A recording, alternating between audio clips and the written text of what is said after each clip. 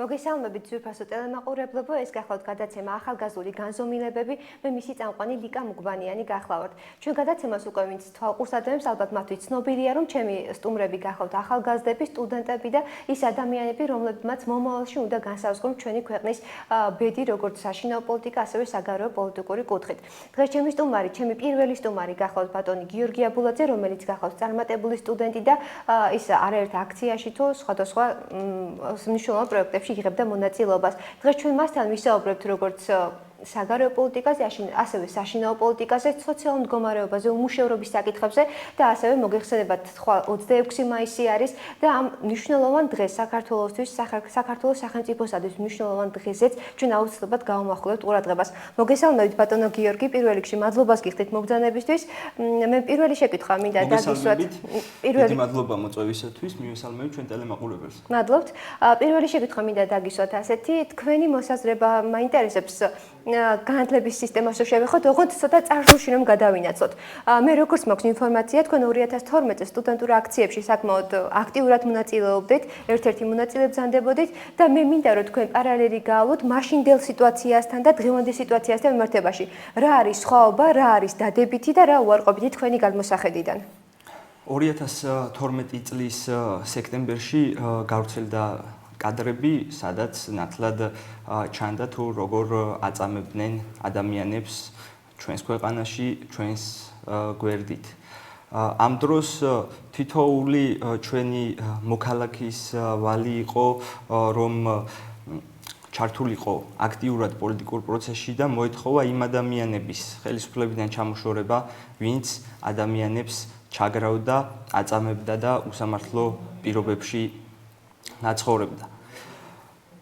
დაიწყო ფართომასშტაბიანი სტუდენტური აქციები, სადაც მე საკმაოდ აქტიურად ვიყავი ჩართული. ჩვენ შევძელით ორი ძალოვანი მინისტრის გადაყენება და საბოლოოდ 2012 წლის 1 ოქტომბრის არჩევნებზე ჩვენმა აქციებმა მნიშვნელოვანი ზეგავლენა მოახდინა და ნაციონალური მოძრაობა ჩამოშორდა ხელისუფლებას. ანუ პირველი ფაქტორი მინდა გამოვყოთ ჩვენი მაყურებლების, რომ სტუდენტებს ძალიან დიდი ძალა აქვს და ისეთ ძლავ სტრუქტურასაც კი როგორც ხელისუფლება შეუძლია რომ დაუპირისპირდნენ თუ ამის საჭიროება იქნება.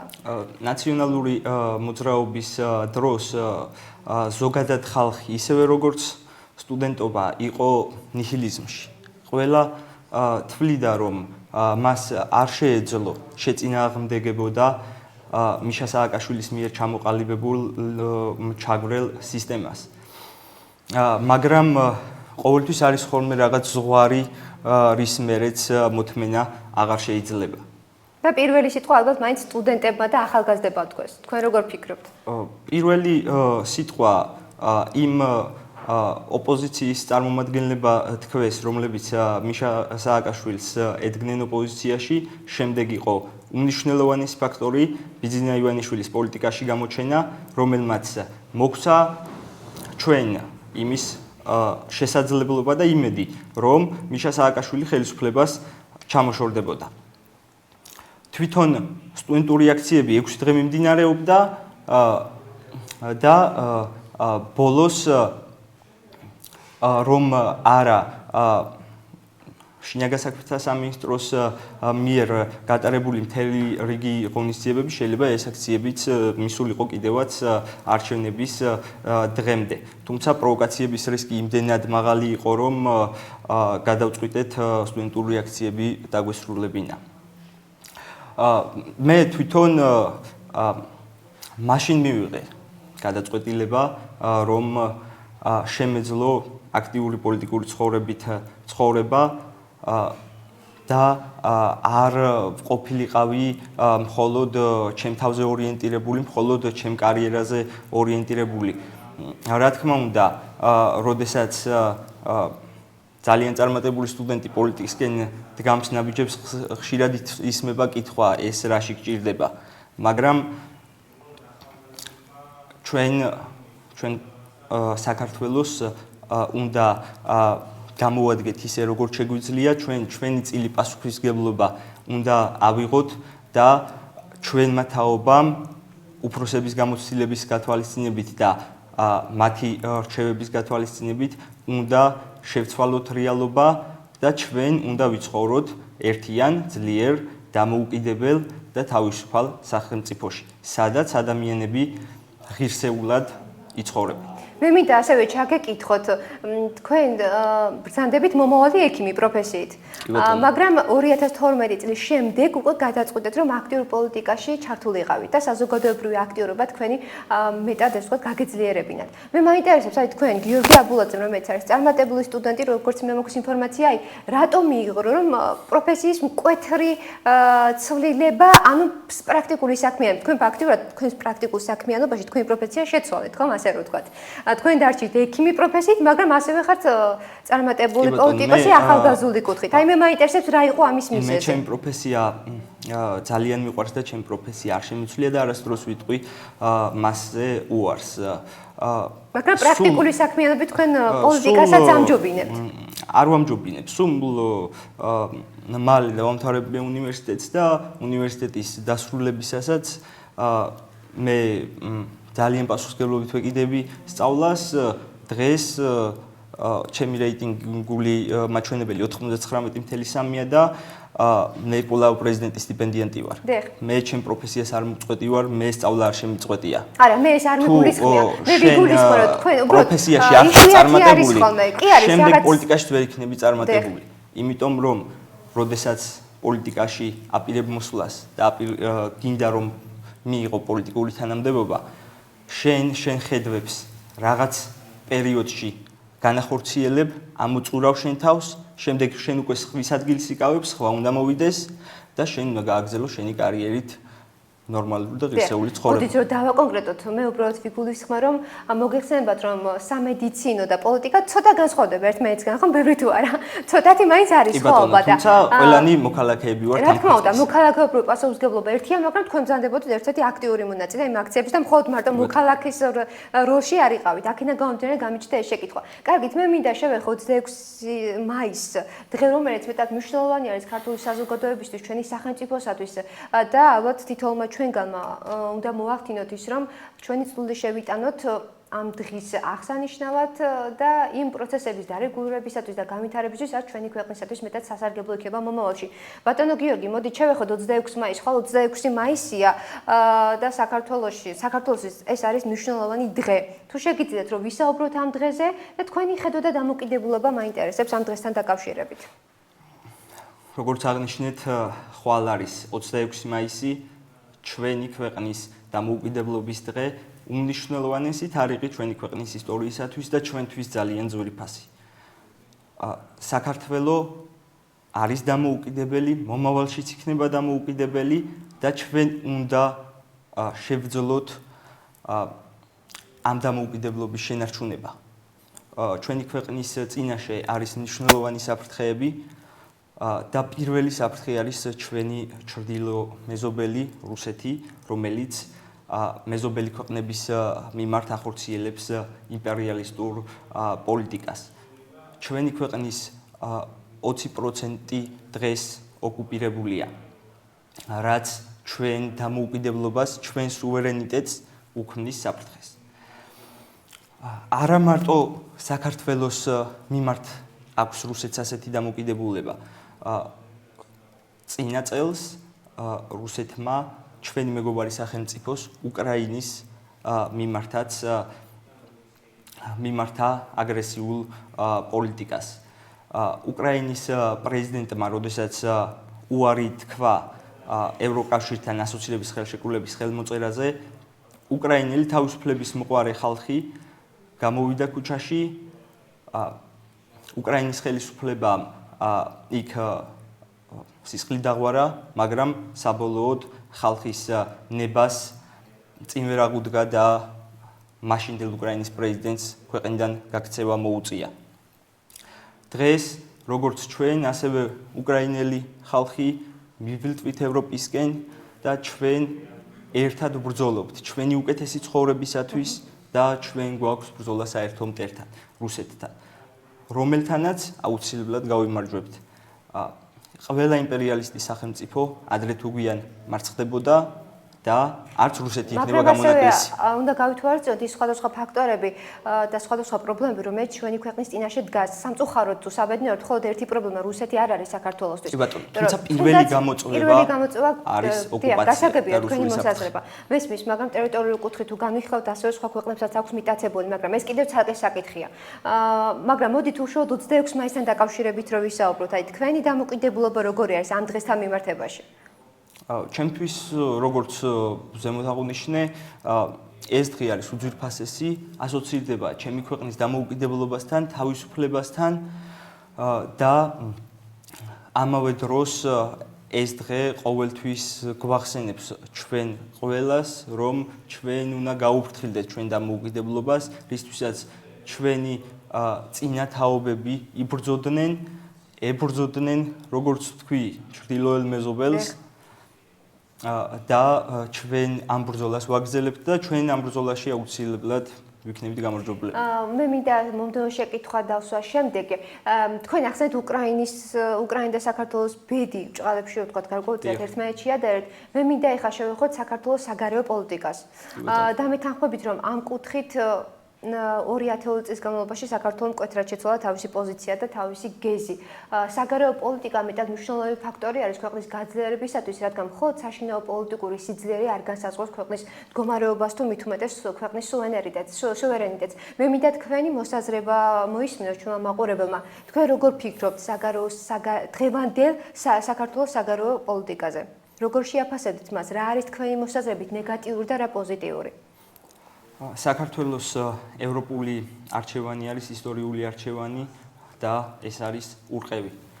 მიუხედავად იმისა, რომ ხორციელდება რიგი პოლიტიკური დაჯგუფებების მხრიდან ამ იდეის განადგურების მცდელობა, ისინი საქართველოს ევროპულ სახელმწიფოდ ჩამოყალიბების იდეას ვერ დაამსხვრევენ და ვერ წაიყვანენ საქართველოს ჩრდილოეთით, საქართველოში რუსული ჩექმა აღარასოდეს ითარეშებს. ჩვენი არჩევანი რატომ არის ევროკავშირი? რატომ არის ჩრდილოატლანტიკური ალიანსი? მსოფლიო დღეს გლობალიზებულია. მარტო ცხოვრება გამორიცხულია. ერთ მხარეს არის რუსეთი, რომელიც არ დაჯერდა ჩვენი რეგიონების ოკუპაციას და განახორციელა უკვე ანექსია. მეორე მხარეს არის ევროკავშირი, სადაც ადამიანის უფლებები არის ძალიან მაღალ დონეზე დაცული. ფუნქციონირებს გამართული სასამართლო სისტემა. არის ეკონომიკური კეთილდღეობა. სწორედ ამიტომ გვინდა ჩვენ ევროკავშირისკენ წასვლა და პროგრესისკენ სიარული. რაც შეეხება ჩრდილოატლანტიკურ თუ შეიძლება ბოდიშით გადაწყვეტინებ. ხა მე უცებ შეკითხვა დაემბადა. ჩვენ ახლა საგარეო პოლიტიკურ კურსებს საუბრობთ და მე გამახსენდა უცებ NDI-ის კვლევები, რომელიც რამდენიმე კვირის წინ გავცელდა საზოგადოებაში და თქვენი მოსაზრება მაინტერესებს. იქ საუბარი იყო ევრაზიულ კავშირზე, რომლის მხარდაჭერები გამოდიოდნენ 31% გამოკითხულთა. თქვენ როგორ შეაფასებთ? მე არ ამ კვლევებს ზოგადად. მე არ ვთვლი, რომ საქართველოს მოსახლეობის 31% უჭერს ევრაზიულ კავშირში გაერთიანებას.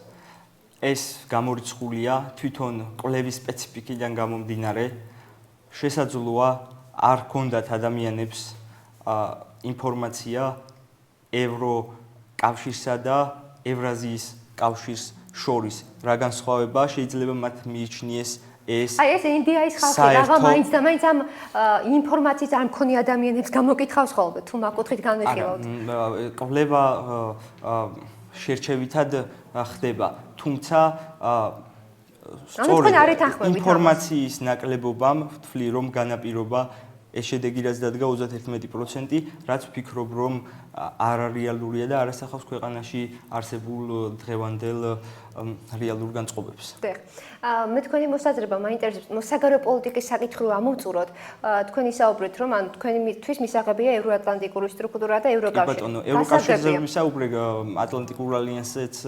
ფაქტიურად ევროკავშირის მომხრეები ძირითადად უმეტესობა ნატოს მომხრეებიც არიან. შესაბამისად, თქვენ ამ კითხვას ფაქტიურად პასუხი გაეცით. კი ბატონო, ჩრდილოატლანტიკურ ალიანსში გაწევრიანება ჩვენთვის ნიშნავს საქართველოს ძლიერ სამხედრო პარტნიორთან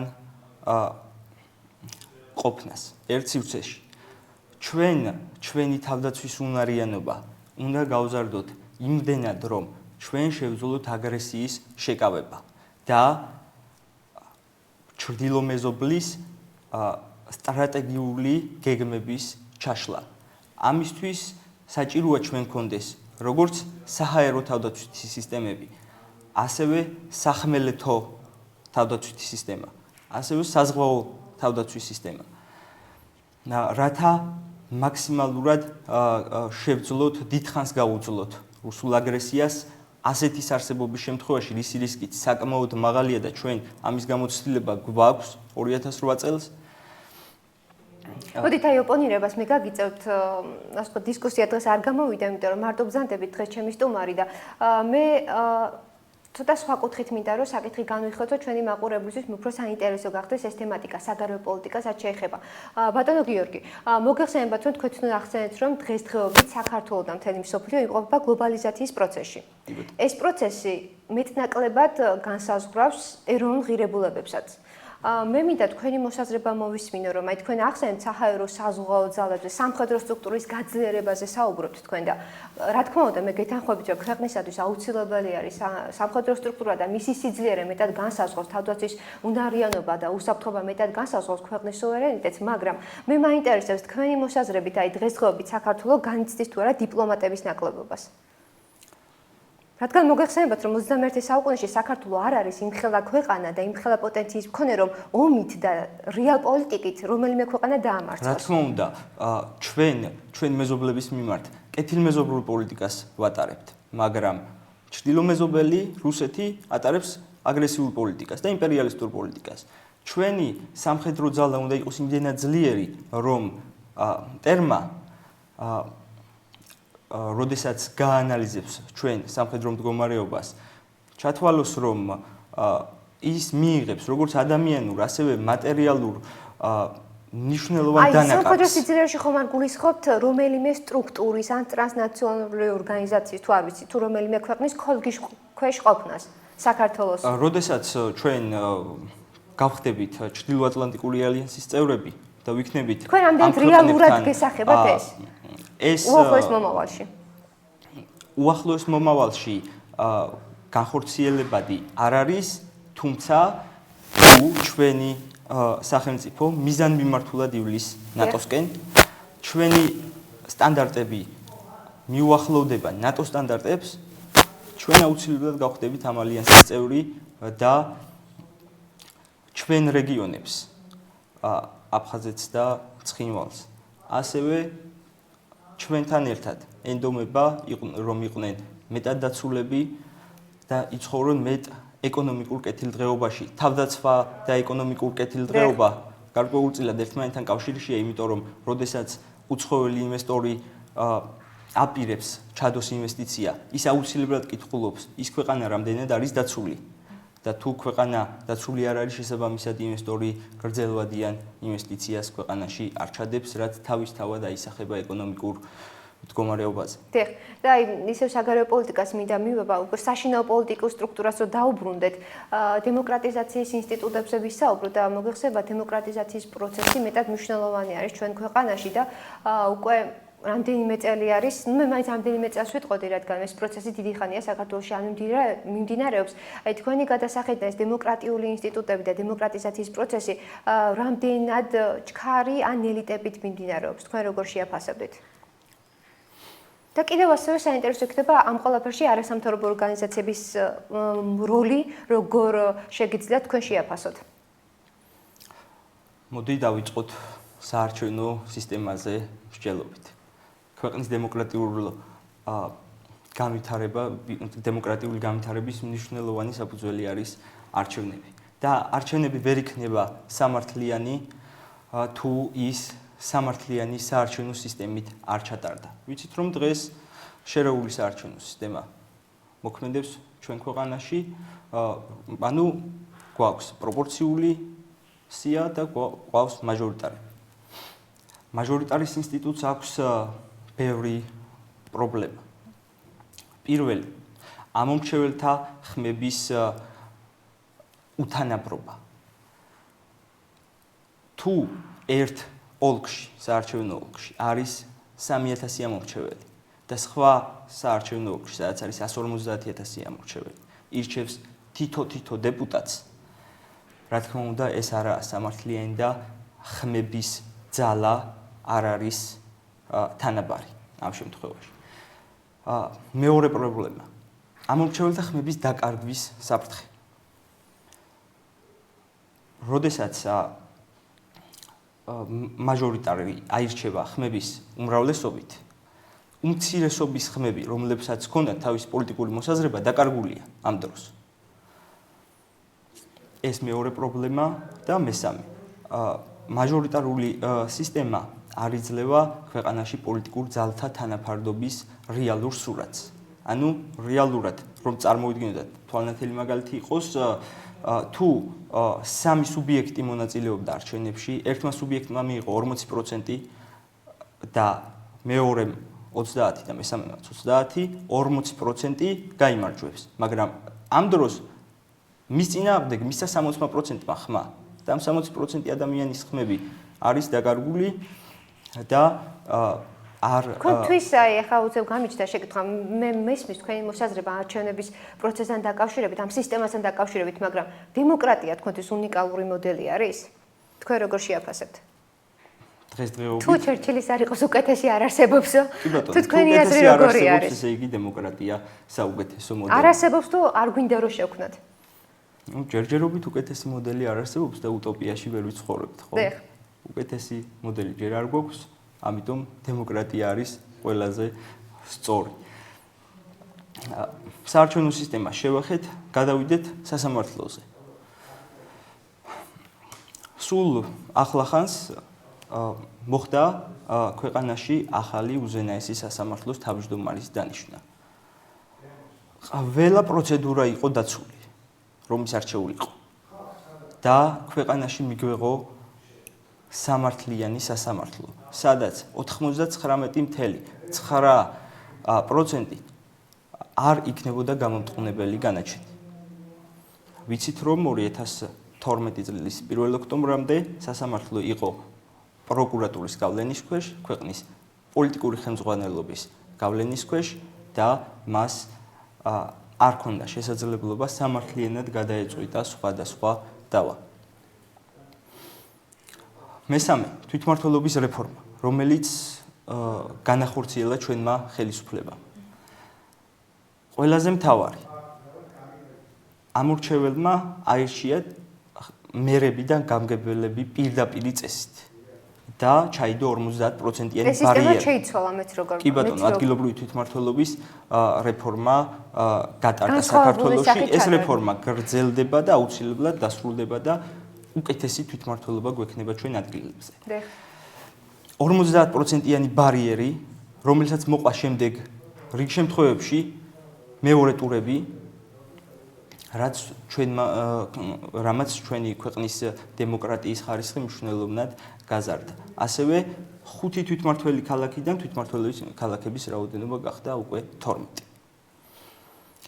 ერთი პრობლემა ყველაზე მნიშვნელოვანი, რასაც ვთვლი მე თვითმმართველობაში არის ის, რომ პირდაპირი წესით არჩეული მერის ან გამგებლის გადაყენების უფლება აქვს საკრებულოს. ანუ ეს თქვენ არ მოგწონთ? ეს შეცდომა, ეს არ არის ევროპული გამოცდილება. ალტერნატივა არის ის, რომ როდესაც საკრებულო გადააყენებს გამგებელს ან მერს, კი არ დანიშნოს მოვალეობის შემსრულებელი, არამედ გადაყენების შემდეგ დაიშალოს საკრებულოც და ჩატარდეს როგორც საკრებულოს, ასევე გამგებლის თუ მერის არჩევნები ხელახლა. ეს არის ევროპული გამოცდილება და ეს იქნება სამართლიანი მიდგომა თვითმმართველობასთან დაკავშირებით. ქვეყანაში იწყება შინაგან საქმეთა სამინისტროს რეფორმა და პროკურატურის რეფორმა. აუცილებელია ჩვენი ძალოვანი სტრუქტურები მოქმედებდნენ ეფექტურად და თუ ჩვენი ხელისუფლება დატოვებს მიშა სააკაშვილის მიერ შექმნილ მონსტრს, გულისხმობ შინაგან საქმეთა სამინისტროს, სადაც არის პოლიცია, არის უსაფრთხოების სამსახურები, მას აქვს სამხედრო ნაწილიც, ანუ სამხედრო კომპონენტი შინაგან საქმეთა სამინისტროსი, ეს იქნება ძალიან ცუდი ჩვენი ქვეყნის განვითარებისათვის. აუცილებელია უსაფრთხოების სამსახურების გამოყოფა და პოლიციის გამოყოფა ერთმანეთისაგან, რაზეც მიდის სერიოზულად მსჯელობა ახლა და მე დიდი იმედი მაქვს და მინდა ვიყო დარწმუნებული, რომ ეს რეფორმა ჩატარდება ძალიან კარგად, იქიდან გავუდი, რომ მე ამას მივჩნევ ძალიან მნიშვნელოვნად. ანუ თქვენი გადასახედიდან უახლოეს წარსულში რამდენიმე წელს გულისხმობ გარკვეული რეფორმები წარიმართა, რომელმაც შესაძლებელია ჩვენი ქვეყანა წინ წაიყვანოს. თქვენი მოსაზრება მოკლედ ასე შეიძლება ჩამოაყალიბოთ. კი ბატონო. თქვენ მომხრე ხართ იმ რეფორმების, რაც ბოლო წლებში ტარდება. რაც 1 ოქტომბრის მერე დაიწყო ქვეყანაში რეფორმირება სასამართლო სისტემის იქნება თუ დაიწყება შინაგან საქმეთა სამინისტროს სისტემის და პროკურატურის რეფორმირება, ადგილობრივი თვითმმართველობის რეფორმა, სასამართლო სისტემაში მნიშვნელოვანი ცვლილებები გვაქვს. ეს ყველაფერი ქვეყანას წევს წინ და ახლოებს ჩვენ ისტორიულ არჩევანთან ევროპასთან. დიახ, ჩვენ უკვე ცოტა დრო გრჩება პირველი გადაცემის პირველი ნაწილის დასასრულამდე და მე აუცილებლად მინდა ბატონ გიორგის ვესაუბროთ ისეთ თემებზე, როგორც არის განათლების სისტემა და აგრეთვე უმუშევრობას და სოციალურ საკითხებს მინდა შევეხოთ. მოდით დავიწყოთ სოციალური მდგომარეობით. თქვენი მოსაზრებით, აი დღესდღეობით საქართველოში რამდენად კარგი სიტუაცია ამ კუთხით და უმუშევრობის პრობლემა, მოგეხსენოთ სოციალურ და უმუშევრობის საკითხები ერთმანეთთან მჭიდრო კავშირშია და აგრეთვე ეკონომიკის საკითხსაც ჩავთვალოთ ყოველივე ამაში. თქვენი გადასახედიდან სოციალური მდგომარეობა რამდენად კარგია დღესდღეობით საქართველოში და თუნდაც თქვენ ახსენებთ 2012 წლების შემდეგ განხორციელებულ რეფორმები მოგწონთ და ამ კუთხით რას ხედავთ დადებით? დღეს ქვეყანაში ძალიან მძიმე სოციალური სიტუაცია გვაქვს. ლარმა განიცადა ძალიან ძლიერი დევალვაცია, რამაც ჩვენი ისედაც ცუდ პირობებში მცხოვრები მოსახლეობა ჩააყენა კიდევ მძიმე მდგომარეობაში. ამას ჰქონდა მთელი რიგი მიზეზები, როგორც საგარეო, ასევე საშინაო. დროის მცირიდან გამომდინარე, მე ამ გაუმჯობესებაზე ვისაუბრებ და არა მიზეზებზე. რომ გაუმჯობესდეს ქვეყანაში ეკონომიკური სიტუაცია და ლარის ნიშნული მიუახლოვდეს იმ ნიშნულს, საიდანაც დაიწყო მან დევალვაცია. აუცილებელია ისეთი ადამიანებისთვის, რომლებსაც იპოტეკით აქვს დაწესებული გარკვეული ქონება და ეს მეტად, რა თქმა უნდა, მეტად მწვავე პრობლემის წინაშე დადგნენ ეს მოსახლეობის ეს ნაწილი. აუცილებელია ჩვენ მოვიზიდოთ ინვესტიციები, შევქმნათ ხელსაყრელი გარემო ინვესტიციებისათვის.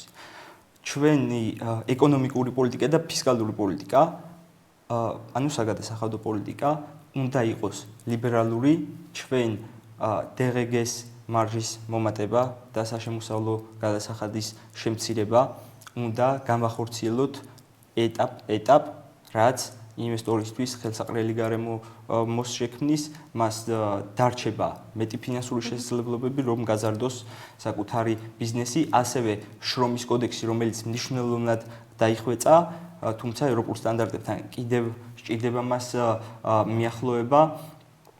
აუცილებელია შრომითი კოდექსის იმგვარად დაბალანსება, რომ დაცული იყოს თითოეული ჩვენი მოქალაქის უფლებები, დასაქმებულთა უფლებები და ასევე დამსაქმებელს, ანუ ინვესტორს ჰქონდეს შესაძლებლობა განავითაროს საკუთარი ბიზნესი.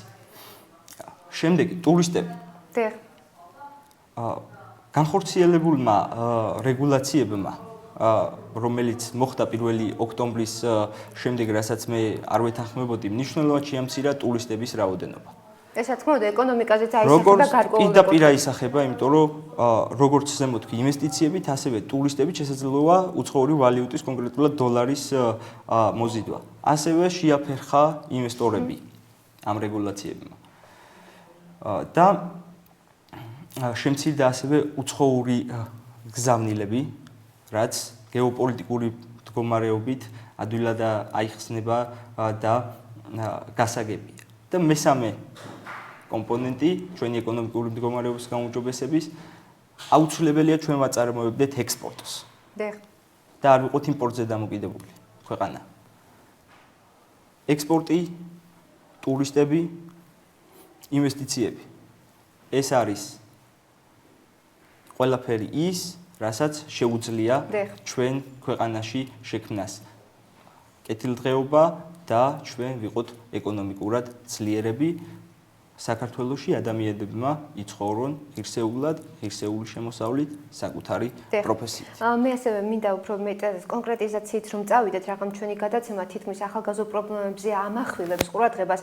მე უამრავ ადამიანთან, უამრავ ახალგაზრდასთან მქონია საუბარი ამ თემასთან დაკავშირებით და ისინი ბევრი მათგანი მეტად მწვავედ ხედავს ამ თემატიკას და ისინი ამბობენ, რომ არ არის საქართველოში სამუშაო ადგილები და სტუდენტი ელემენტარულად ვერ ახერხებს, რომ სწავლასთან ერთად პარალელურ რეჟიმში დასაქმდეს, რომ თუნდაც თავისი სწავლის საფასური გადაიხადოს. აი თქვენ რამდენად გესახებათ ამ პრობლემას? რა თქმა უნდა 100% ვერ დარეგულირდება და ყველა სამუშაო ადგილები ვერ ექნება სამწუხაროდ, მაგრამ ამ პრობლემის დარეგულირება უახლოეს მომავალში რამდენად გესახებათ? როდესაც სახელმწიფო შექმნის ხელსაყრელ პირობებს ბიზნესის განვითარებისათვის, ქვეყანაში რეალურად შეიქმნება თავისუფალი საბაზრო ეკონომიკა, ყველა შეიძლება საკუთარი პროფესიიდან გამომდინარე დასაქმება. სახელმწიფომ ხელი უნდა შეუწყოს ბიზნესს განსავითარებლად და ბიზნესმა დაასაქმოს ადამიანები. სახელმწიფო არ ასაქმებს ადამიანებს, რაც არის მემარცხენე მიდგომა და რაც არასწორია. მე ლიბერალი ვარ და ვემხრობი ყველა სისტემაში ლიბერალური რეფორმების გატარებას. დიახ.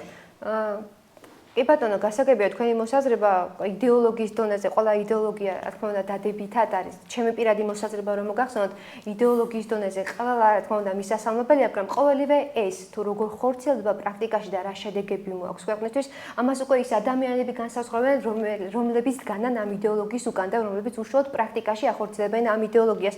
მე ბატონ გიორგის მინდა მადლობა გადავხადო კიდევ ერთხელ მობრძანებისათვის და მე მინდა მას დავემშვიდობო და წარმატება უსვრო როგორც სამედიცინო სფეროში მომავალი ექიმი ბრძანდება და როგორც სამედიცინო სფეროში, ასევე პოლიტიკურ სფეროში.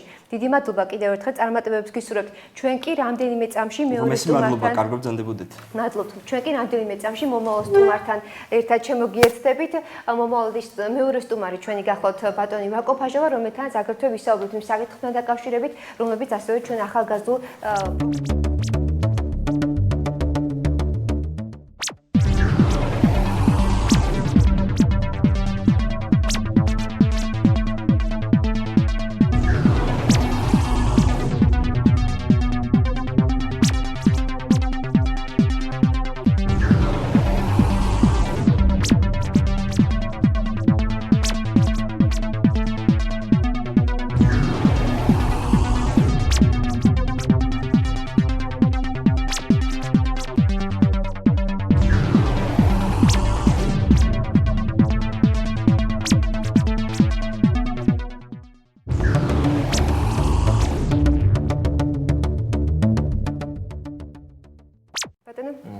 აუცილებლად, კი ბატონო.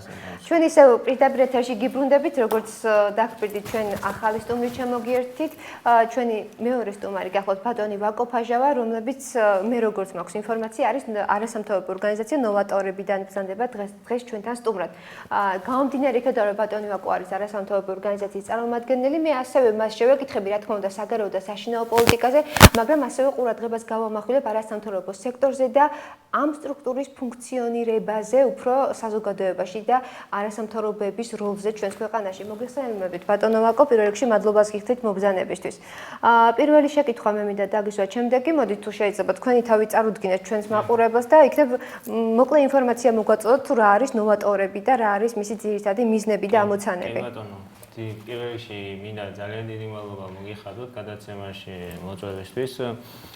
ჩვენი ორგანიზაცია ერთ წელზე მეტია რაც ფუნქციონირებს, ნოვატორები ძირითადად ნიშნავს ფუნდამენტურ ცვლილებებს და რა თქმა უნდა, ჩვენ ახალგაზრდებს გვაქვს ამბიცია იმისა, რომ ვიყოთ რეფორმატორები სხვადასხვა საკითხებთან დაკავშირებით. აი თქვენ როგორ მიგაჩნიათ, აი თქვენი დაფუძნებული ორგანიზაცია ხო, როგორც მაქვს ინფორმაცია. აი ძირითადი მიზნები და ამოცანები რა იყო? პოლიტიკური აქტიურობა, სხვა საზოგადოებრივი ქმედებები თუ ძირითადი მიზანი რა არის? იქნებ ეს რომ გავუმარტოთ ჩვენს მაყურებელს. ძირითადი მიზანი იყო, რა თქმა უნდა, ახალგაზრდების უფრო მეტად პოლიტიკაში ჩართულობა. ჩვენ გაგვიჩნდა იქიდან გამომდინარე, რომ დაგვეფუძნებინა არასამთავრობო ორგანიზაცია ახალგაზრდებს, რომ ხედავდით უამრავ უსამართლობას ქვეყანაში და რეალურად არსებობდა პრობლემები სხვადასხვა საკითხებთან დაკავშირებით და გსურდა რომ მიგვეტანა სწორედ საზოგადოებამდე, მთავრობამდე ეს პრობლემები და მოგვეძებნა სხვადასხვა საკითხების გადაჭრის მექანიზმები. კარგით, მოდით ახლა როგორც ბატონ გიორგისთან დავიწყეთ, ისევ ჯერჯერობით საგარეო პოლიტიკაში ავიხოთ და შემდგომ უკვე გადმოვიდეთ საშინაო სექტორზე. აი თქვენ როგორ ფიქრობთ დღესდღეობით საქართველოს საგარეო პოლიტიკას როგორ შეაფასებთ თქვენი ხედვა რომ დაუფიქსიროთ მაყურებას და დღესდღეობით ქართველ დიპლომატებზე რა სიტყვით და რა აზრის ბრძანდებით ამდენად შეუძლიათ მათ დაარეგულოს ის პრობლემები, რომლებიც მეტად მწვავედ დგას ჩვენი ქვეყნის წინაშე. ეს იქნება ტერიტორიული თვალსაზრისით თუ სხვადასხვა პრობლემები, რომლებიც მწვავე არის ქვეყნის განვითარებისთვის. სამწუხაროდ დღეს ხდება რეალურად ის, რომ ჩვენი საგარეო საქმეთა სამინისტრო და დიპლომატები ვერ მუშაობენ ისე, როგორც საჭიროა, თუნდაც ევროპის სხვადასხვა ქვეყნებთან. პირდაპირ მნიშვნელობით ხელისუფლების ცვლილების შემდეგ მიმდინარეობს რუსეთთან დათბობის პოლიტიკა, რაც უკვე აშკარა გახდა სამწუხაროდ, გამომდინარე იქიდან, რომ ჩვენ ვერ მივიღებთ არც ერთი გმედითი გადადგმული ნაბიჯი. თუნდაც ავიღოთ ის საკითხი, რომ უნდა გადამწყდარიყო ევროპის ქვეყნებთან ვიზის ლიბერალიზაციის საკითხი, მაგრამ სამწუხაროდ ამ თემას არ დაადგა საშვილი და დღევანდელი ხელისუფლება. მაგრამ მოიხსენებათ ეს მხოლოდ ჩვენ პოლიტიკაზეც არ არის დამოკიდებული. ამას ასევე წვითავს ევროპის სახელმწიფოები, რომელთა ხელში არის ის ბერკეტი, რასაც ვიზის ლიბერალიზაცია ქვია. რეალურად ჩანს ისე, რომ პოლიტიკური ამინდიდან გამომდინარე ჩანს, რომ დღევანდელი ხელისუფლება ვერ მუშაობს ისე, როგორც საჭიროა, გამომდინარე იქიდან, რომ ვერ მივიღეთ ჩვენ შედეგი ის, რაც სურდა საზოგადოებას.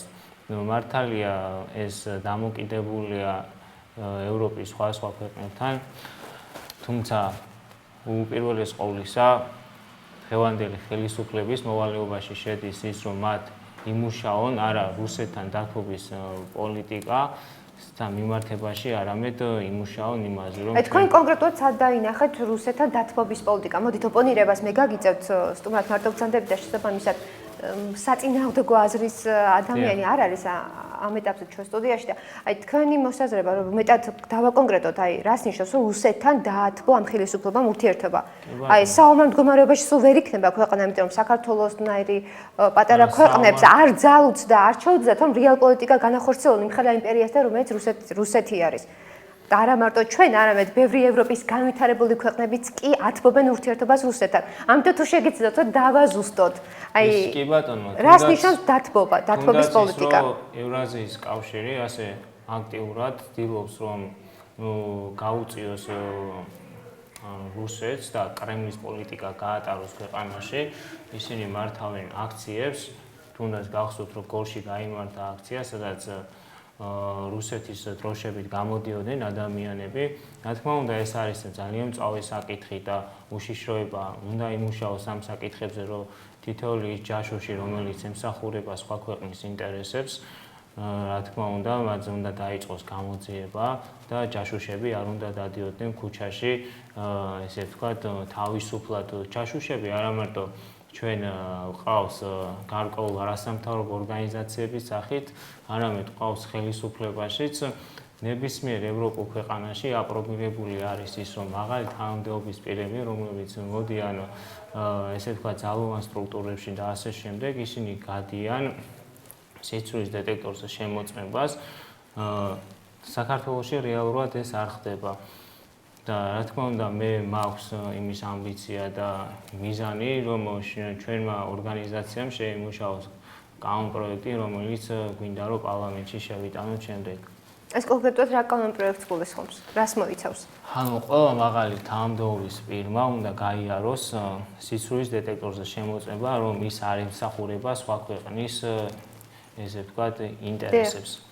და თქვენ ფიქრობთ, რომ ყოველივე ეს დაარეგულირებს იმ პრობლემას, რადგან საგარეო პოლიტიკა ქვია? დაარეგულირებს, რა თქმა უნდა, ხელს შეუწყობს ყოველ შემთხვევაში იმას, რომ ქვეყანაში არ იყვნენ ჯაშუშები და არ იმართებოდეს სხვა ქვეყნის კულუარებიდან სახელმწიფო პოლიტიკა. დიახ, ანუ მოდით დავუზუსტოთ ჩვენ მაყურებელს თქვენი პოზიცია, ანუ თქვენ რომელი სტრუქტურის, რომელი ორგანიზაციის, რომელი გაერთიანების და რომელი ქვეყნის მომხრე ხართ, რომელთანაც დაუშვათ თქვენი გადასახედიდან საქართველოს აქტიური ურთიერთობით, საქართველოს აქტიური ურთიერთობით მასთან უფრო მეტს მოიგებს, ვიდრე დაუშვათ სხვასთან. ნუ, რა თქმა უნდა, პირველ რიგში ეს არის ევროპის ქვეყნები. რუსეთთანაც უნდა გქონდეს მეზობლური ურთიერთობა, თუმცა არ ვემხრობი იმას, რომ ჩვენ ესე ვთქვათ, მარტო მივემხროთ რუსეთს და გქონდეს აქცენტი იქითკენ, ევრაზიის კავშირისკენ. ჩვენ უნდა გქონდეს, რა თქმა უნდა, ჩვენი პრიორიტეტი. მაგრამ ამას მთავრობა რეალურად კანონის დონეზე ვერ აგრძელავს, იმიტომ რომ ევრაზიული კავშირი არ არის აკრძალული. და არ არის ეს ვთქვათ გასამართლებული ორგანო და არც რუსეთთან ურთიერთობა და მეგობრული დამოკიდებულება კანონის დონეზე არ შეიძლება უბრალოდ ხელისუფლება. ამ ყოველ შემთხვევაში ამ ეტაპზე არ არის ეს კანონგარეშეთ მიღებული. შესაბამისად ხელისუფლებას აძალოთ, რომ აკრძალონ, როგორც დაუშვათ თქვენი ნოვატორების ორგანიზაციის მოქმედებას ვერ აკრძალავს, ისე ვერ აკრძალავს მათ მოქმედებებსაც. ხომ, მაშინ დამეთანხმებით. უნდა აკრძალული იყოს ის, რომ ჩვენ არ უნდა უწევდეთ პროპაგანდას სხვა ქვეყნის პოლიტიკურ ინტერესებს.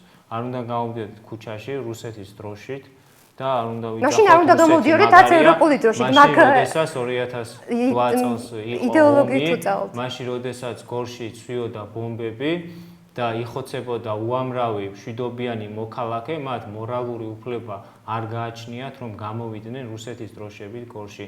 მით უმეტეს ამაში იყო პატრიოტთა ალიანსის ჩართული, მათი ორგანიზაციის წევრებიც იმყოფებოდნენ მან და ხელმძღვანელობდნენ, ასე ვთქვათ, იგებდნენ კონკრეტულ პარტიებზე, მე ამ ეტაპზე არ მინდა საუბარი, იმიტომ რომ ეს მეტად პოლიტიზირებული გადაცემა არ არის იმ კუთხით, რომ მე არ ვიხები არც ერთ პარტიას, ეს იქნება სამთავრობო თუ არასამთავრობო სექტორით. უბრალოდ ვისაუბროთ იმ ახალგაზრდულ პოლიტიკაზე, რომლის განხორციელებას დღესდღეობით ძალუძს იმ ადამიანებს, რომლებიც იმყოფებიან ამა თუ იმ სექტორში, არასამთავრობო კუთხით. მოდით, კარგით, შევეშოთ საგარეო პოლიტიკას მეტნაკლებად, გასაგები იყო თქვენი მოსაზრება. და კიდევ ერთი რაღაც დავაფიქსირო, ანუ 26 მაისის თემასთან დაკავშირებით, მოხსენებათ, რომ საქართველოს დამოუკიდებლობის დღეა და უკვე მეორედ არ ტარდება სამხედრო აღლომი ქვეყანაში, რაც რა თქმა უნდა მიანიშნებს იმას, რომ რეალურად ქვეყანაში გვყავს მეხუთე კოლონა, რომელიც აქტიურად მუშაობს. ეს სახელმწიფოს გადაწყვეტილება იყო და შესაბამისად თქვენ პირდაპირ ხელს იშვერთა. ზუსტად სახელმწიფოში გვყავს ჯაშუშები. რატომ იყო იქ მოსაზრება, რომ უბრალოდ ამ ეტაპზე საქართველოს ბიუჯეტს არ აქვს იმდენი ბიუჯეტს იმის საშუალება ხო გააჩნია, რომ ეს პიროვნებები, დეპუტატები, ministrები დადიოდნენ საზღვარგარეთ მივლინებებში და დადიოდნენ ძვირადღირებული მანქნები და სამხედრო აღლომის ჩატარება რა გახდა ასეთი. დიახ, კი ბატონო, გასაგებია თქვენი მოსაზრება, მაშინ მე 26 მაისს თქვენ მეტნაკლებად შეეხეთ და მეც მინდა რომ დაგისვათ ეს შეკითხვა. ხვალ არის 26 მაისი საქართველოსთვის მნიშვნელოვანი დღე და ჩვენი ქვეყნის დამოუკიდებლობისთვის. თქვენ როგორ შეაფასებთ ამ დღეს? თქვენ როგორი დამოუკიდებულება გაქვთ, როგორც მოქალაქეს თუნდაც ამ დღის მიმართ? ხო, დაღლუმით აღინიშნება თქვენთვის ეს დღე? რა თქმა უნდა, აღლუმით არ აღინიშნება, თუმცა მეც იგივე დამოკიდებულება მაქვს, რომ როგორც თითოეულ პატრიოტ ადამიანს, რომელსაც გააჩნია, რომელიც არის ამ ქვეყნის შვილი და რომელსაც ასევე ჩემსავით უყვარს სამშობლო. დიახ, კი ბატონო, მოდით საშინაო დამოკიდებულება, რა ვიცი. არ უნდა გამაშთეს ესე. გასაგებია. საშინაო პოლიტიკას და საშინაო პოლიტიკაზე რო გადავიდეთ, ეხლა ალბათ კარგი იქნება. თქვენი მოსაზრება მაინტერესებს დღესდღეობით, საგარეო პოლიტიკაზე მეტნაკლებად უკმაყოფილო ხართ, როგორც შტაბ-ბიჭდილებაც მე დამჩა და ცვლილებებზე საუბრობთ, მაგრამ აი საშინაო პოლიტიკურ კურსზე რა საუბრობთ, აქ სოციალურ პრობლემებზე, ეკონომიკურ მდგომარეობაზე თქვენი მოსაზრება მაინტერესებს, როგორი არის ამ საკითხთან დაკავშირებით. კი ბატონო, პირველ რიგში შევეხები იმას, რომ ესე ვთქვათ, ლარის კურსი დავარდა, რაც ჩემი აზრით იყო ესეც ერთ-ერთი ხელოვნური პროცესი. არის უმუშევრობა ქვეყანაში. ხელოვნური პროცესი ვისგან? სახელმწიფოს მხრიდან თუ რას გულისხმობთ? რო დავაკონკრეტოთ, ძალიან ზოგადი საუბარი რო არ გამოგვივიდეს. კი ბატონო, ხელოვნური პროცესი იყო, თუმცა არსებობს ეჭვი, რომ ეს არის ხელოვნური პროცესი, რათა გაღარიბდეს ქვეყანა, ადამიანებს სამუშაო ადგილები არ გააჩნიათ და უამრავი ადამიანი ბანკებში დევს სახლებს და ყიდიან და შემდეგ მოგეხსენებათ, რომ ეს ადამიანები მიდიან საზღვარგარეთ, ზოგი სუიციდით ამთავრებს ცხოვრებას და ეს არის ძალიან სამწუხარო ფაქტი. სახელმწიფოს ინტერესი არ გააჩნია იმისა, რომ რეალურად შექმნას რაღაც აღირებული დაასაქმოს ადამიანები, თუნდაც არ იყოს ამდენი უმუშევრობა, არ იყოს ის რომ 9 და 10 ბანკიდან აქვს ხალხს ფული გამოტანილი და რეალურად იმის საშუალება არ გააჩნიათ რომ გადაიხადონ და ეს პროცესები რა თქმა უნდა, როდესაც სახელმწიფო არ აკეთებს ამ ყველაფრის აღმოსახრელად, ჩდება განცდა რომ ხდება ეს ყველაფერი ხელოვნურად, თუმცა ვისგან ხდება და რატომ ხდება ეს გაურკვეველია ჩემთვისაც. სამწუხაროდ. გარკვეული ადამიანების ხერხთ ოლიგარქები ჩვენ დღეს არ ცხოვრობთ დემოკრატიულ ქვეყანაში, ჩვენ ცხოვრობთ ოლიგარქიულ ქვეყანაში, სადაც მაღალი ნათქვამი არის, დასაბუთება ჭირდება, მაშინ არგუმენტებით უნდა ვისაუბროთ. თქვენი აზრით რატო ცხოვრობთ ოლიგარქიაში და რატო არ არის დემოკრატიული? აი ჩვენმა წინასწარმეტყველმა საკმაოდ მკვეთრად ჩამოაყალიბა სხვადასხვა სტრუქტურების მიერ განხორციელებული ქმედებები, რაც აშკარად დემოკრატიული კუთხით არის ნახსენები. კი ბატონო, თქვენი წინასწარმეტყვი იმაზეც საუბრობდა, რომ ნაციონალურ მოძრაობის დროს ასეთი რაღაცეები ხდებოდა და ამ ყველაფრით მანიპულირებდა. მე ვიცი რა არ ხდებოდა, თქვენი მოსაზრება მაინტერესებს. დავასრულებ იმ საუბარს სამ საკითხს. კი ბატონო, გისმენთ, უბრალოდ ჩაგეკითხებით, რომ მეტად გავშალოთ თემატიკა. ხდებოდა, მართალია და მე ნამდვილად არ მინდა იმის გამეორება, რაც ხდებოდა რეალურად. თუმცა დადგა ისეთი საკითხი, რომ ეს ადამიანები თავისუფლად დადიან, არ არიან დამნაშავეები დაპატიმრებული, არ იხდიან სასჯელს. თქვენი წინასწარმეტყვი იყო ერთ-ერთი პარტიის წარმომადგენელი, რომლის პარტიის წევრებიც არიან ხელისუფლებაში. მოდით, მაშინ მე უშუალოდ ჩემი პოზიციიდან შეგაკითხებით ჟურნალისტის კუთხიდან. აი, მე მაინტერესებს უბრალოდ თქვენ საუბრობთ პრობლემებზე, მაგრამ მე არ მინდა რომ ჩვენ გადაცემაში იყოს მხოლოდ პრობლემებზე საუბარი. ვისაუბროთ იმ საკითხებზე, ამ საკითხების გადაჭრის ხერხებზე. თქვენთვის რა არის ალტერნატივა? გასაგებია რომ არის პრობლემა, მაგრამ მაშინ ვისაუბროთ ალტერნატივაზე. რაც თქვენ მიგაჩნიათ, თქვენთვის რა არის მისაღები? რაც ამ პრობლემებს დაარეგულირებს. თუნდაც აი იყო აქ დოლართან მიმართებაში საუბარი. გარკვეული ჯგუფების მხრიდან ხელისუფლების წარმომადგენლები აკეთებდნენ ესეთ განცხადებას, რომ სხვა ქვეყნებთან მიმართებაში საქართველოში დოლარი არც ისე გაუფასურდა. მე რა თქმა უნდა გეთანხმებით, რომ იპოთეკარების პრობლემა ეს ძალიან მნიშვნელოვანი პრობლემა არის და ხელისუფლებამ მათ ნამდვილად უნდა გაუწიოს გარკვეული კუთხით დახმარება, მაგრამ რასაც ქვია დოლარის გაუფასურება. ეს მოხდა საგარეო ფაქტორი და საგარეო ზეწოლით. თქვენ ამას თუ ეთანხმებით? ან თქვენ მიგაჩვენოთ რომ მხოლოდ ხელისუფლება იყო ამ ყველაფერში დამნაშავე? ხელისუფლება იყო რა თქმა უნდა დამნაშავე, იმიტომ რომ ხელისუფლება წარმოადგენს იმ ძალას, რომელსაც გააჩნია ბერკეტი იმისა, რომ შეცვალოს ქვეყანაში არსებული რეალობა. მე რო ვიყო თავრობის წარმომადგენელი, აუცილებლად გავაკეთებდი და აუცილებლად დავაყენებდი თუნდაც ეკონომიკური საკითხის მიმართებაში, როდესაც ხადური ითვისებდა, ასე ვთქვა და დადიოდა 200,000-იანი მაგნით და ასე სხვა თავრობის წარმომადგენლები, პრეტენზია არც ერთს არ გაჩენია ამაზე, ხო?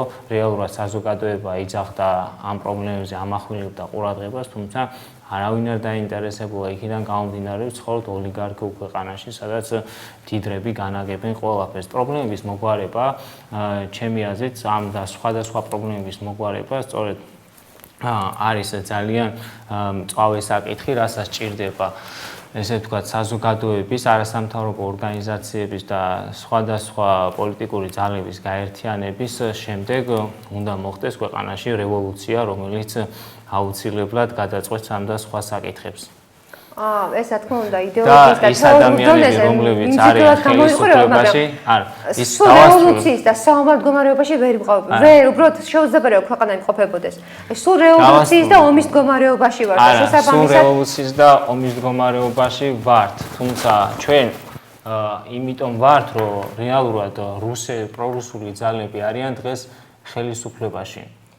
აი რა გაძვთ ამის თქმის საბაბს? იმას, რომ ბიძინა ივანიშვილის ბიოგრაფია რეალურად არავინ არ იცის, ვინ არის ეს პიროვნება, უბრალოდ ის ხოლო თქვენ მიგიცნობათ ინფორმაცია ამ ყველაფერზე? არა, ჩემთვისაც არ არის ცნობილი როგორც საზოგადოებისთვის. გასაგებია. კარგით, არ გვინდა ამ პოლიტიკაში რომ გადავწუდოთ ამ კუთხით არ გვინდა საუბარი ძალიან გაიშლება ეს არა, თემატიკა. რატო არ გინდა კაცო? სხვანაირად რეალურად ქვეყანაში არსებული მდგომარეობა არ შეიცვლება. თუ არ მოვიშორებთ იმ მასონურ ძალებს, რომლებიც არიან ხელისუფლებაში და არ მოვლენ ხელისუფლებაში ახალგაზრდები, რეალურად არ შეიცვლება. თქვენ როგორ მიგაჩნიათ გამოუცდელი ახალგაზრდები სკოლის მერხიდან აუყაროთ მომავალი თაობა და პარლამენტში შევყაროთ? შევყაროთ უხეში ამ წყალებში. ახალგაზრდები, თუმცა ყველა თაობი წარმოადგენს გულისხმობს. ნუ ახალგაზრდები გარკვეული კუთხით პარლამენტშიც არიან, შესაბამისად მაგ კუთხით ვერ ვიტყვით, რომ ნაკლობას განცდის და ჩვენი ქვეყანა ახალგაზრდებს თუნდაც თქვენი მაგალითი ავიღოთ, ხართ აქტიური ახალგაზრდა, შესაბამისად ახალგაზრდულ პოლიტიკაში ბრძანდებით და 17 წლიდან ვარ პოლიტიკაში ჩართული. ნუ შესაბამისად თქვენივე საუბარი უარყავით, ანუ ახალგაზრდები ჩართული არიან უკვე. თქვენ თუნდაც ერთი მაგალითი თქვენისაა. მე პირადად ვიყავი ჩართული, როგორც მოქალაქე აქტიური პოლიტიკაში ვიყავი. არ ვიცი, უამრავი ახალგაზრდა დღეს იძახის, რომ მე პოლიტიკაში ჩავერთვე, როდესაც ნახე ნაცმოძრაობისგან ესეთი სისასტიკე. ნუ ციხის კადრებზე მაქვს საუბარი. ახლა თქვენი სტუმარიც ამაზე ამახვილებდა ყურადღებას. რა, ეს ყველაფერი სიცრუე არის? თქვენ ამ ყველაფერს არ გჯერათ? რა, სიცრუე რა თქმა უნდა არ არის და მჯერა და მომწონს, მაგრამ ნუ მე მაგამდე ვაქტიურობდი და მაგამდე გამიჯდა უსამართლობის გზნობა. მაშინ როდესაც მართლა ხოცავდნენ ადამიანებს და აწამებდნენ ციხეებში და ეს არ მოხარა მაშინ როდესაც ბიძინა ივანიშვილი მოვიდა მარტო ხელისუფლებაში. არა, უბრალოდ ჩემი აზრით ბიძინა ივანიშვილმა დააჩქარა ამ პროცესის განხორციელება. მანამდეც გამოვდიოდი და გამოქონდა ეს კადრები, თუმცა მაშინ არ იყო ეს საკითხი ასეთი რეზონანსული. ნუ შემდეგ უკვე ოლიგარქი რო ჩამოვიდა კრემლის დაკვეთით, ამის შემდეგ გახდა ეს საკითხი უფრო პოპულარული და უფრო აქტიური. საინტერესოა თქვენი მოსაზრება, ჩემი აზრით ძალიან სამხრევი არის და ცოტა არგუმენტაციას მოკლებული. ჩემი მოსაზრებით მე ესეთი საბაჭდება გაჩა. ქართველებს უყვართ ზოგადად სანახაობა და ნუ აქედან გამომდინარეა, რომ ქვეყანა უკან მიდის და თუ არ მოვიდა დაუშვათ მილიონერი და მილიარდერი, კაციშვილი არ გამოვა თავისუფლების მოედანზე. ნუ გახსოვთ ალბათ ბიძინა ივანიშვილი ყველას უნდა და რო ენახა, აი ვინ არის ეს მილიარდერი როგორია და ამიტომ გამოვიდა ხალხი მაშინ სხვა არიანში ხალხი გამოსველი არ იყო ეგონათ რომ რაღაცა ფულს დაურიგებდა ბიძინა ივანიშვილი მათ დაუხტენდა ოცნებებს, მაგრამ რეალურად ნახეთ ის რომ არაფერი არ გაკეთებულა არც მათთვის და უბრალოდ დარჩენ დღემდე ოცნებაში არის ეს ხალხი და მოდი რა მინდა რომ გამოვიდეს ეს ხალხი ოცნებიდან და რეალობას ჩახედონ თვალებში და ჩვენ თვითონ ვიყოთ აი ეს ჩვენ თვითონ შევცვალოთ არსებული რეალობა. თქვენ არაფერი არ მოგწონთ, რაც აი ბოლო წლების განმავლობაში განხორციელდა, თუნდაც ის რეფორმები, თუნდაც აი ბევრი მაგალითი შეგვიძლია მოვიყვანოთ სასამართლო კუთხით, შინაგან საქმეთა სამინისტროს კუთხით. რომელი სასამართლო კუთხით, როდესაც ვანო მერაბიშვილი დღემდე ზის ციხეში და როდესაც დღემდე არ აქვს მისთვის ბრალი წაყენებული, რაზე არის საუბარი საერთოდ, რა სასამართლო სისტემა შეიცვალა? კი ბატონო, გასაგებია თქვენი მოსაზრება. მოდით მე ხა მინდა სოციალურ მდგომარეობაში შევეხოთ უმუშევრობის საკითხს, უმუშევრობის პრობლემატიკა, უმუშევრობა რამდენად წავედ დგას დღესდღეობით ჩვენ ქვეყანაში და კონკრეტულად ახალგაზრდებზე ვისაუბროთ. თქვენ როგორ ფიქრობთ? წავი არის თუ უბრალოდ გაბუქებულია ეს გარკვეული ჯგუფების მიერ? რა თქმა უნდა არის მწვავე, როდესაც 300 ლარი გაქვს ადამიანს ხელფასი და იმის იქით არავითარი საშუალება არ არის თუნდაც ახალგაზრდობაში და თუნდაც უამრავი ადამიანი დღეს მუშაობს და არის ძალიან ცუდ სიტუაციაში და მათ რეალურად არ ყოფნით ის თანხები, რაც ხელფასის სახით აქვთ იმას რომ გამოიყენონ თუნდაც საყოფა ცხოვრებო და ასე შემდეგ რა. და ეს არის ძალიან მწვავე საკითხი, ნუ რა თქმა უნდა ეს უნდა დარეგულირდეს კანონის სახით, თუნდაც ქარხნებში მუშაობენ ადამიანები და იღებენ 300 ლარს და 350 ლარს და ეს არის სირცხვილი და ის უბრალოდ საშინელება არის მონურ სიტუაციაში უწევთ ადამიანის მუშაობა, რაც რა თქმა უნდა მე არ მსიამოვნებს და ეს პრობლემაც უნდა მოგვარდეს რაღაცნაირად. თქვენ მიგაჩნიათ რომ ხელისუფლების მხრიდან უნდა მოხდეს ყოველივე ამის დარეგულირება? ხელისუფლებას არ ვფიქრობ. ხელისუფლებას ვერ უწოდებ მე დღევანდელი მთავრობის წარმომადგენლად. ნუ გასაგებია, მაგრამ მე ადამიანებზე არ მაქვს ამ შემთხვევაში საუბარი, სტრუქტურაზე მაქვს საუბარი. ხელისუფლების მხრიდან უნდა დარეგულირდეს თუ აბა ვინ უნდა დაარეგულიროს ეს პრობლემა თუ არა ხელისუფლება? თქვენ როგორ ფიქრობთ? რა თქმა უნდა ხელისუფლების მხრიდან უნდა დაარეგულირდეს ეს პრობლემა. დიახ, გასაგებია. მე და ასე ბიუჯეტიდან თანხები პირადი ინტერესებისთვის არ უნდა იხარჯებოდეს მხოლოდ. უნდა შემუშავდეს სხვადასხვა პროექტები, რომლებიც ადამიანებს მისცემს უკეთესი ცხოვრების საშუალებას. კი ბატონო, გასაგებია თქვენი მოსაზრება. მე ხა მინდა შევეხოთ უნივერსიტეტებს და ანუ უნივერსიტეტებში მოგეხსენებათ, რომ ბევრი პრობლემა არსებობს და მე მაქვს ამასთან დაკავშირებით საკუთარი პოზიცია. დიახ, აი თუ შეიძლება ჯერ კითხვას დავსვამ, აი სწავლების ხარისხი, თუნდაც საფასური, აი თქვენი მოსაზრებით, თუნდაც ინფრასტრუქტურაც რომ ავიღოთ ეს ადამიანზე მეტყობა, რა თქმა უნდა, ფსიქოლოგიურ კუთხით ზეგავლენას ახდენს. თქვენ როგორ მიგაჩნიათ დღესდღეობით საქართველოს უმაღლეს სასწავლებლებში, რამდენად ხარისხიანი სწავლება არის და რამდენად შეუძლია დღესდღეობით უმაღლეს სასწავლებელში ჩამოაყალიბოს პროფესიონალი ადამიანი, რომელიც უკვე თავის თავს შეიტანს ქვეყნის გამთლიანებისთვის და აღორძინებაში და სხვადასხვა, ასე ვთქვათ, სასიკეთო საქმის გაკეთებაში.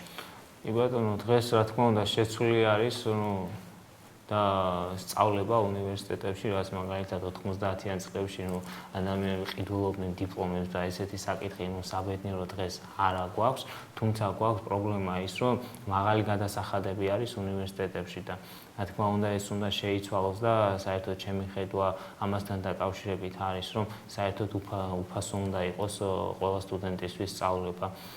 მაგრამ შეგვიძლია ამ შემთხვევაში მოვიყვანოთ მაგალითები, აი თუნდაც ტექნიკურ უნივერსიტეტს აქვს ისეთი ფაკულტეტები, რომლებიც სრულად ფინანსდება სახელმწიფოს მხრიდან.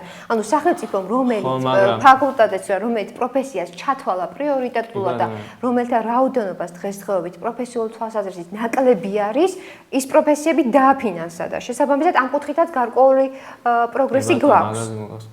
ანუ მე არ ვიცი მათთვის პრიორიტეტული რა არის, თუმცა ადამიანს და ახალგაზრდას მით უმეტეს უნდა ჰქონდეს თავისუფალი არჩევანის უფლება და ჩვენ ეს უფლება უნდა დაუტოვოთ მას პირველ რიგში და მოდით იდეალიზმამდე ნუდავალთ, იმიტომ რომ თუნდაც ბევრი ეკონომისტი, იურისტი გვეყავს ქვეყანას და ეხლა ჩვენ ხარისხობრივად ვერ განსაზღვრავთ, ხომ? კი, გასაგებია თქვენ რასაც საუბრობთ, მაგრამ რეალურად რო ვიმსჯელოთ როგორ ადამიანს უნდა გამოვიდეს იურისტი და უნდა ისწავლოს იურიდიულზე და შენ მხოლოდ იმის საშუალებას აძლევ, რომ ისწავლოს მშენებლობაზე.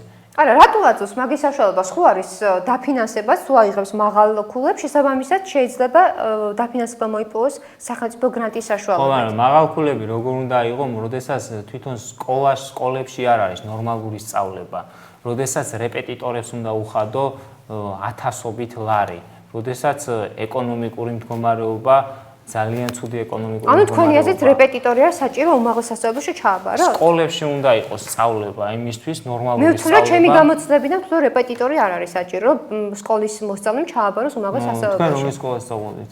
მე ერთ სკოლაში სწავლობთ, ეს არ არის ამ შემთხვევაში მნიშვნელოვანი, ჩვეულებრივი საჯარო სკოლა დავამთავრე. ესე იგი თქვენ სკოლაში ასწავლიდნენ? არა, ჩემ სკოლაში ახლა ზოგადუნარებს არ ასწავლიდე, მაგრამ ფიქრობ, რომ გარკვეული ცოდნის ბაზისი არის. თუნდაც მე-12 კლასი რაც დამატებს, მე პირადად დავდიოდი და არ მქონია გაცდენა. ოქროს მედალზე მაქვს დამთავრებული და შესაბამისად მქონდა გარკვეული ცოდნა მიღებული სკოლიდან. მაგრამ მე მაინტერესებს თქვენი მოსაზრება, ეს რომ ყველაფერს კრიტიკულად განიხილავთ. მე იმას არ ნიშნავს, რომ გეთახვები თუ არ გეთახვებით, ეს საკითხია.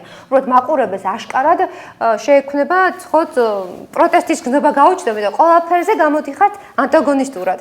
იქნება მაშინ დაასაბუთოთ, აი რატომ არ მოგწონთ, თუნდაც ეროვნული გამოცები არ მოგწონთ. მე პირადად გეუბნები ჩვენს მაგალითზე, რომ ხო რამდენიმე თვე მომემზადე კონცენტრაცია მომეხდინა. არ მომზადებულა ხო წლების განმავლობაში. ანუ ეს ხო ინდივიდის არის თუ არა დამოკიდებული, თქვენ როგორ მიგაჩნიათ? ჩემი აზრით, წელიწადში ერთხელ არ უნდა ხდებოდეს ეროვნული გამოცდები, არ უნდა ტარდებოდეს წელიწადში ერთხელ.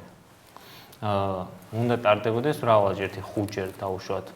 რომ მიეცეს ახალგაზრდას, რომ ჩაიჭრა დაუშვათ ერთ საგანში, მაგრამ ჩააბაროს რა რამოდენიმე თვის მერე. ეს პრობლემა არ უნდა იყოს და რეპეტიტორებს რაც შეეხება, მართლა ჭირდებათ ახალგაზრდობას, ახალგაზრდებს და ბევრი ახალგაზრდა ემზადება და გადის რაღაც სწავლების იმისათვის, რომ ჩააბაროს ეროვნული გამოცდები. ასევე მინდა გამოვიყენო თქვენი გადაცემა და მიულოცო იმ ახალგაზრდებს, იმ სკოლადამთავრებულებს, სკოლის დამთავრება, რომლებმაც წელს დაამთავრეს სკოლა. დიახ, მეც გიერთები და წარმატებებს უსურებ მათ, ახლა რამდენიმე თვეში მგონი ივლისის თვეში ეროვნული გამოცდები ეწყება და წარმატებებს უსურებ თითოეულ მათგანს. მოდით ახლა მე მინდა ვისაუბროთ ჩვენ ასევე დემოკრატიზაციის პროცესზე. თქვენ ალბათ დემოკრატიასაც ანტაგონისტურად უყურებთ, აი რამდენად დადებითან უარყოფით მოვლენათან იდეოლოგიად მიგაჩნიათ? დღეს დემოკრატია გვაქვს, ასე ვთქვათ, ქვეყანაში არ გვაქვს დემოკრატია. გამომდინარე იქიდან, რომ აი, მაგალითად ავიღოთ მაგალითი ის, რომ განსხვავებული აზრის ან ორიენტაციის ადამიანებს არ აქვთ იმის საშუალება, რომ გამოვიდნენ ქუჩაში და მართონ აქციები. ცხოვრობ ჩვენ დემოკრატიულ ქვეყანაში, რა თქმა უნდა, არ ამით რისი თქმა გნებავთ? ამით რომ დემოკრატიული პრინციპები არ არსებობს ქვეყანაში, ჩვენ ვცხოვრობთ ოლიგარქიულ ქვეყანაში, სადაც დიდრები განაკებენ. განსხვავებულად მოაზროვნეებში რას გულისხმობთ? მოდით ცოტა დავაკონკრეტოთ. ჯერჯერობით გვაქვს დრო და შეგვიძლია. გულისხმობ LGBT და თქვენ მომხრე ხართ რომ ისინი გამოვიდნენ თავიანთი აზრი დააფიქსირონ და ეს იქნება თქვენთვის დემოკრატია?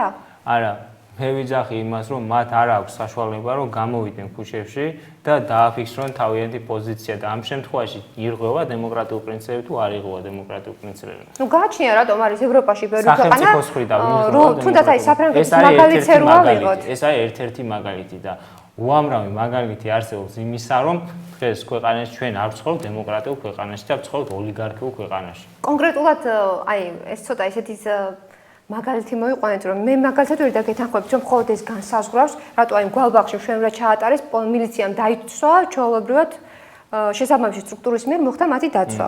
ანუ ამ კუთხით რას უწუნეთ რო ხდება? შარშანდელი საკითხი გავიხსენ მაშინ შარშან, როდესაც ჩაქოლეს და ცემეს. მოდი ამ საკითხზე მე არ მინდა რომ ეს თემატიკა გავშოვოთ, იმიტომ რომ ეს იმავლის მომცველი არის და ბევრ შეკითხვებს ატოვებს ჩვენ მაყურებელთან. აი სხვა კუთხით, აი სხვა რა პრობლემებს ხედავთ? ახლა მარტო ეს არ არის პრობლემა. უამრავი პრობლემა არის, უამრავი უსახკარო ადამიანი არის, დარჩენილი სოციალური პრობლემები არსებობს. განათლების თემატიკაში იმის გარდა რომ დავუშვათ ადამიანები რეპეტიტორებთან დადიან და იმზადებიან, ეს უკვე ინდივიდი არის დამოკიდებული, ჩემი აზრით, მაინც ჩემი პირადი მოსაზრებაა და არა დავუშვათ სახელმწიფო პოლიტიკაზე.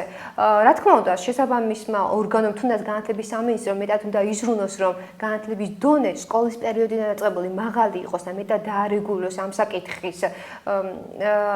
საკითხის გადაჭრის გზები, მაგრამ ეხლა მთლად ესე უკიდურესად არ შეიძლება რომ შევხედოთ. და მოდით ისე უნივერსიტეტების პრობლემატიკას დავუბრუნდეთ. მე ბევრისგან მომისმენია, უამრავ სტუდენტთან და ახალგაზრდასთან მაქვს შეხვედრები, მათ ვესაუბრები ხშირად და თქვენი მოსაზრება მაინტერესებს, თუნდაც სახელმძღვანელოებთან დაკავშირებით. დგას თუ არა ეს პრობლემა დღესდღეობით უმაღლეს სასწავლებლებში? სახელმძღვანელოები უნდა იყოს უფასო. როგორც თითოეული სტუდენტისთვის სწავლება უფასო. და უნდა ავიღოთ ჩვენ მაგალითი ევროპული ქვეყნებისგან ამ საკითხთან დაკავშირებით. სხვა შემთხვევაში ჩვენ ვერ მივიღებთ განათლებულ ახალგაზრდობას ისეს, როგორიც უნდა საზოგადოებას და როგორიც ჭირდება ქვეყანას. დიახ, გასაგებია, კი ბატონო, თქვენი მოსაზრება და ბოლო შეკითხვა მინდა დაგისვათ, თქვენ როგორ ფიქრობთ უახლოეს მომავალში საქართველოს რა პერსპექტივები დგას საქართველოს წინაშე და რა შანსი აქვს, რომ მან თავი დაიმკვიდროს საერთაშორისო არენაზე, როგორც დამოუკიდებელმა სახელმწიფომ? კი ბატონო, არავითარი შანსი არ გააჩნია საქართველოს სანამდე ძალიან პესიმისტი სტუმარი გამოდგა ჩემი მეორე სტუმარი. ხახო, არავითარი შანსი არ არსებობს, რომ თქვენ გახდეთ ევროპის ნაწილი. მე დავსვი ესეთი შეკითხვა, მე არ თუ შეიძლება ჩაგეკითხებით, მე არ მიგულისხმდა რომელიმე სტრუქტურის ნაწილი იქნება თუ ვინმეს ხოლგის ქვეშ იმყოფება საქართველო. მე დავსვი ესეთი შეკითხვა, თქვენი აზრით უახლოეს მომავალში საქართველოს როგორც დამოუკიდებელ სუვერენულ სახელმწიფოს აქვს თუ არა შანსი თავისი საგარეო და საშინაო პოლიტიკაც, რომ თავი დაიმკვიდროს და თავისი ადგილი პოვოს საერთაშორისო არენაზე? გიპასუხეთ მაგაზე ერთი სიტყვით, რომ არავითარი შანსი არ არსებობს. სანამ ეს ხელისუფლება არის ქვეყანაში, პროგრესული ხელისუფლება. ძალიან ხო მაგალითად სამხრივი განცხადება არის, კარგი იქნებოდა რომ თქვენთან ერთად საპირისპირო მოაზროვნე ადამიანი იჭრეს, იმიტომ რომ გამოდიო თქვენ ოპოზიციაში ამ შემთხვევაში მე გამოვედი და მე გაგიწიეთ ოპონირება, ნუ გარკვეული კუთხით კი ბატონო, ყველა აზრი მისასალმებელია, დასაფასებელია და რამდენად სწორია და სამართლიანი, ალბათ ამას უფრო მოდი საზოგადოებამ გადაწყვეტოს ეს რამდენად სწორი არის და რამდენად კი თქვენი აზრი დააფიქსეთ უბრალოდ მე თითოეულ სტუმართან ვცდილობ რომ როდესაც ის პრობლემატიკას წამოჭრის აგრეთვე ჩვენს მოსახლეობაზმაც ისედაც იციან რა პრობლემები არსებობს დღესდღეობით ჩვენზე უკეთ იცის ბევრმა თუ რა პრობლემების წინაშე დგას დღესდღეობით თითოეული მათგანი მაგრამ მე უბრალოდ მინდა რომ იმ ალტერნატივებზეც ვისაუბრო და იმ ამ პრობლემის გადაჭრის გზებზეც და სამწუხაროდ თქვენთან ვერ მეხერხდა ამ კუთხით საუბარი რომ ალტერნატივებზე ვერ ვისაუბრეთ და არ მომწონს ის რომ გამოდიან რესპონდენტები თუნდაც და წუწუნებენ აი ესე ხდება აი ესე ვაიმე რა გვეშველება ვაიმე ეს რა უჭერს ქართველებს. ნუ რეალურად ვეძებოთ. თქვენ ახლა იმგენი ვაიმე თქვით? ძალიან პესიმისტურად მივიდეთ წაკი. თქვენ თუ სხვისი ვაიმე გიქვით ძალიან აი მე პირადადაც კი ოპოზიციაში აღმოჩნდი ჟურნალისტიკი. უნდა ვეძებოთ გამოსავალი და ერთადერთი გამოსავალი არის ხალხო რევოლუცია. უნდა მოვიშოროთ ეს ხელისუფლება წინააღმდეგ შემთხვევაში ჩვენ ვერ მივიღებთ ვერანაირ შედეგს. უნდა მოვიდნენ ახალგაზრდები ხელისუფლებაში. და აბსოლუტურად უნდა შეიცვალოს ის სტრუქტურა, რომელიც დღითი დღე ჭამს ბიუჯეტიდან თანხებს და ქვეყანა არის გაღატაკების პირას. დიახ, კი ბატონო, დიდი მადლობა თქვენი მოსაზრებისთვის. მადლობას მოგახსენებთ თქვენი მოსაზრებისთვის და მადლობთ რომ მობრძანეთ ჩვენთან და თქვენი აზრი დააფიქსირეთ. ჩვენი გადაცემა დღეს უკვე ამით დასასრულს უახლოვდება. მე კი მიმაჩნია და ჩემი პირადი მოსაზრება არის, რომ თითოეულმა ადამიანმა, თითოეულმა მოქალაქემ უნდა იცნოს სწორედ ქვეყნის აღმშენებლობისთვის, თითოეული ჩვენგანი არის სახელმწიფო და ჩვენ, როდესაც ვიქნებით სრულუფლებიანი და სრულყოფილი მოქალაქეები ჩვენი ქვეყნის, უკვე სახელმწიფოც შეძლებს იმ პრობლემების დარეგულირებას, რომლებიც დღესდღეობით აქტიურად დგას ჩვენი ქვეყნის წინაშე, როგორც საშინაო, ასე საგარეო პოლიტიკური კურსით. რევოლუცია თუ ომი რამდენად მომგებიანი თუ არა მომგებიანია, ამას უკვე მომავალი საზღვრავს და ის შედეგები, რომლებიც უკვე ამ პროცესების შემდეგ იდება, რასაც ექსპერტები და მომავალი თაობა უფრო მეტად კარგად უკეთებს რეზიუმეს და ამ ყველაფრის ჩამოყალიბებას მეტად კარგად ახდენს. ჩვენი გადაცემა დღევანდელი დღეს უკვე დასრულებულია. ჩვენ მომავალ შაბათს კვლავ პირდაპირ ეთერში დაგიფუნდებით. კარგად გრძანდებოდეთ. კარგად.